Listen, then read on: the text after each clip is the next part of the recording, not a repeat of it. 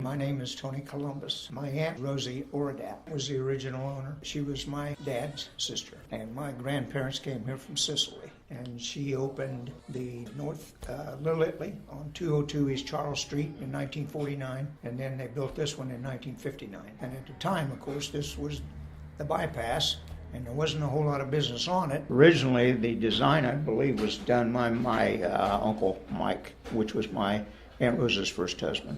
I believe a lot of the design, floor plan and things were kind of drawn up by him. The original layout of the restaurant is just pretty much the way it was when it was started, except the fact that this was an add-on because that was the exterior of the building and this was the main entrance.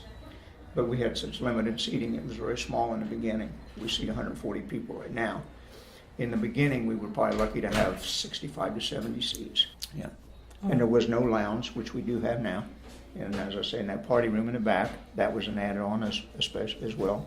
So it's grown with the business. That was a very, very small place. And people waited in line out the door onto the sidewalk to get into there. And people would even help clean the tables so they'd have a place to sit. The only people that were familiar with pizza were the fellows that were in the Korean War, because they'd been exposed, because they had traveled through Italy and in different countries, being in the service. So they were more familiar with pizza than anybody else. People in Marion, Indiana had no idea what it was. The Italian dishes that were on our menu and prepared, my aunt would take different samples of the food and pass it out amongst her customers so they could try it, so they would realize what it was that they were on what was on the menu. This is what it was, this is what it tasted like, so that they would be exposed and know something about what the menu was. My people have studied under my daughter, and my daughter is my manager, Deanna Wilson, and they were taught by her. She teaches everybody. Consistency is my number one objective, and that's what people will tell you that come here and have come here for 30 to 40 years. The pizza still tastes the same, the sauce still tastes the same. I have about 3 different guys that work in my kitchen that cook, and then I have pizza makers, and then other people's salads and the odd and end jobs that go on in the kitchen. That little building across the street is my commissary, and I make my pizza shells in there, and I make my ravioli in there.